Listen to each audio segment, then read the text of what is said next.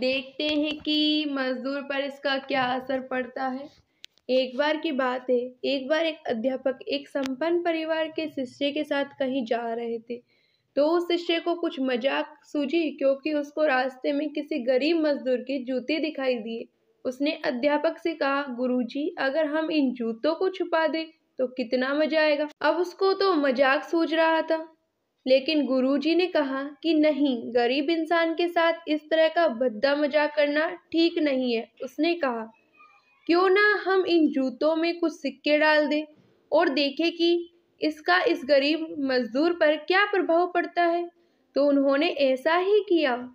जैसे ही मजदूर अपना काम करके लौटा और उसने एक पाँव अपने जूते में डाला तो उसको कुछ कठोर सा महसूस हुआ।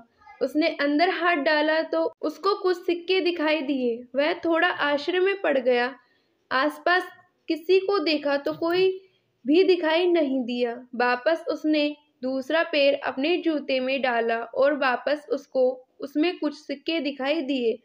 अब दोनों जूतों के सिक्कों को उसने अपने हाथों में रखा, प्रभु की तरफ इशारा किया। हे प्रभु, पता नहीं किस भले मानुस ने ये सिक्के मेरे जूतों में छुपाए हैं, लेकिन जिसने भी छुपाए हैं उसको मेरी दुआ है, ताकि इन पैसों से मैं अपने बच्चों और पत्नी के लिए कुछ खाना और दवाइयाँ ला सकूंगा।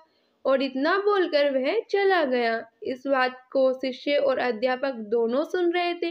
अब अध्यापक ने शिष्य से पूछा कि अब तुम मुझे बताओ कि तुम्हें कैसा महसूस हुआ, तुम्हारी पहले वाली मजाक या मेरा यह तरीका। तो उसने कहा कि गुरुजी, मैं आपसे क्षमा चाहता हूँ। अब मुझे समझ आ गया है कि सच्ची खुशी किस चीज में है। जब हम किसी की मजाक उड़ाते हैं तो हमें कुछ पल का आनंद मिलता है, लेकिन इससे हमें बद्दुआ मिलती है।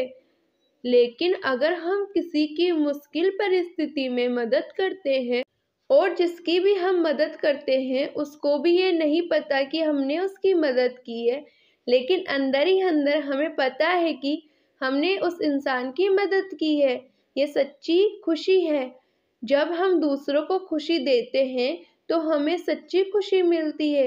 इसी तरह खुशियाँ बांटते रहिए, लोगों की मदद करते रहिए और दान करते रहिए जिसके भी आप काबिल हो। जितना भी आपसे बन पड़े दान करें, लेकिन दान जरूर करें।